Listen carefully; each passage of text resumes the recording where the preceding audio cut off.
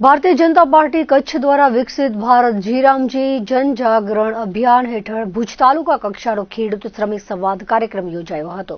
ભુજ ખેતીવાડી ઉત્પન્ન બજાર સમિતિના પ્રાંગણમાં ખેડૂતો અને શ્રમિકોના પ્રશ્નો તેમજ સરકારની વિવિધ કલ્યાણકારી યોજનાઓ અંગે સીધો સંવાદ સાધવામાં આવ્યો હતો।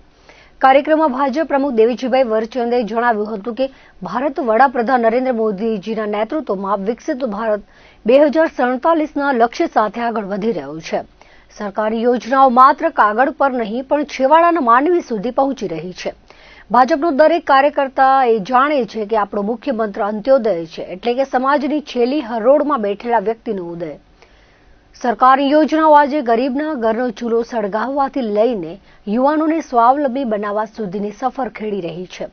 વક્તાઓએ આજે જણાવ્યું હતું કે ભારત એક નવા યુગમાં પ્રવેશી રહ્યું છે।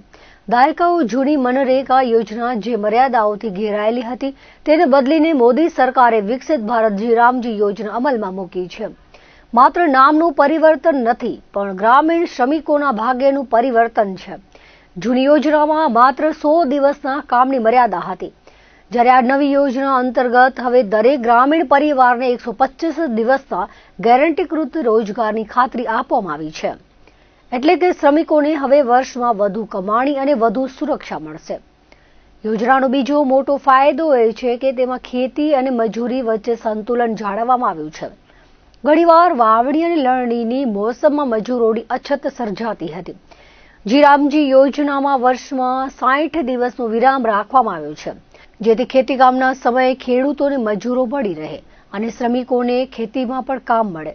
ફેરફારથી ગામડાઓનું અર્થતંત્ર વધુ મજબૂત બનશે અને ખેડૂત તથા મજૂર બંનેનો સાથ સહકાર વધશે। સાથે જ ભ્રષ્ટાચાર નાબૂદ કરવા માટે આ યોજનામાં આધુનિક ટેકનોલોજીનો ઉપયોગ કરવામાં આવ્યો છે।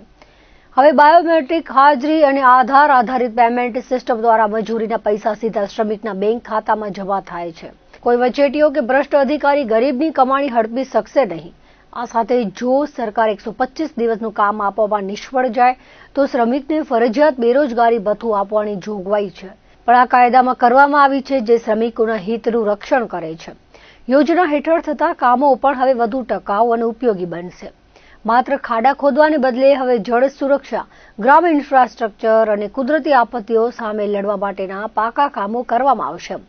આપણી પંચાયતો વિકસિત ગ્રામ પંચાયત પ્લાન બનાવીને નક્કી કરશે કે ગામમાં કયા કામની જરૂર છે। વિકસિત ભારતના લક્ષ્યને હાંસલ કરવા માટે આ જીરામજી યોજના ગામડાઓને આત્મનિર્ભર બનાવવાની દિશામાં સૌથી મોટું કદમ સાબિત થશે તેવું વધુમાં જણાવાયું હતું। કાર્યક્રમમાં જિલ્લા પંચાયતના પ્રમુખ જનકસિંહ જાડેજા સહિત ભુજ એપીએમસીના હોદ્દેદારો, વિવિધ ગામોના ખેડૂતો, ખેત શ્રમિકો, વિવિધ સહકારી મંડળીઓના પ્રમુખો, હોદ્દેદારો અને ભારતીય જનતા પાર્ટીના પાયાના કાર્યકરો હાજર રહ્યા હતા।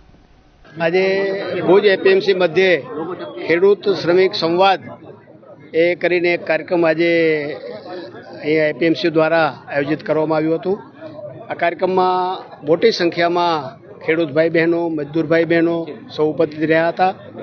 જે વર્તમાનમાં કેન્દ્રની સરકાર દ્વારા વિકસિત ભારત જીરામજી યોજના એ જે લાવી છે કેન્દ્ર સરકાર, એ યોજનાઓના ફાયદાઓ અને જે પ્રકારે વિપક્ષો દ્વારા એ કાગરોડ મચાવવામાં આવી છે ત્યારે સાચી વાત લોકો સુધી પહોંચે કે જે પ્રકારે વર્ષોથી આઝાદી પછી આ દેશમાં ગ્રામીણ અર્થતંત્રને જે પ્રકારે એ નકારવામાં આવ્યું, ગ્રામીણ જે અર્થવ્યવસ્થા હતી એમાં જે ત્રુટિઓ હતી ત્રુટિઓ પૂરી કરવા માટે અને મનરેગા યોજનામાં જે પ્રકારે ખૂબ મોટા પાયે આપણે બધાને ધ્યાનમાં છે કે મોટા પાયે આ દેશમાં એ ભ્રષ્ટાચાર ચાલતો હતો, એની સામે એ સંપૂર્ણ આ યોજનામાં નવા સુધારાઓ દાખલ કરીને ગ્રામ પંચાયત પોતે જ એ નિર્ણય લઈ શકે અને નાના ગામના કામો એ ગામમાં જ થાય અને ખાલી માટી પૂરી અને ખાડો કરીને માટી પૂરવાના કામો જે મોટાભાગે મનરેગામાં 2-4 પ્રકારના કામ થતા હતા એમાં 40 પ્રકારના અલગ અલગ કામો થવાના છે। આમાં શ્રમિકોને જે પહેલાં 100 દિવસની રોજગારી મળતી હતી એને બદલે 125 દિવસની રોજગારી મળવાની છે। મિત્રો, એનું પેમેન્ટ પણ 15 દિવસે થતું હતું, એ હવે અઠવાડિયામાં એનું પેમેન્ટ થવાનું છે અને 60 દિવસ સુધી એ જ્યારે ખેતીની સિઝન હોય ત્યારે એ એ દરમિયાન આ કામ બંધ રાખીને ખેતમજૂરીનો લાભ એ પણ શ્રમિકોને મળે એટલે કુલ મળીને 185 દિવસની રોજગારી આ યોજનાને કારણે ખેડૂતોને મજદૂરોને મળવાની છે. ત્યારે સંપૂર્ણ યોજના એ ખેડૂતોને પણ લાભકારી છે, શ્રમિકોને પણ લાભકારી છે. ત્યારે સાચી વાત એ જન સુધી, લોકો સુધી પહોંચે એટલા માટે અત્રે આ કાર્યક્રમનું આયોજન કરવામાં આવ્યું. જે મનરેગા અને નરેગા જે સ્કીમ હતી એ સુધારા વધારા કરી અને જીરામજી કરવામાં આવી છે. જેના અમુક લોકો બહુ ખોટો પ્રચાર કરતા હતા કે ગાંધીજીનું નામ કાઢી અને નવી એનું નામ મિટાવવા માગે છે. તો એ ખેડૂત અને સમજાવું કે ખરેખર એવું કાંઈ છે નહીં અને એના અનુસંધાને રાખવામાં આવી હતી.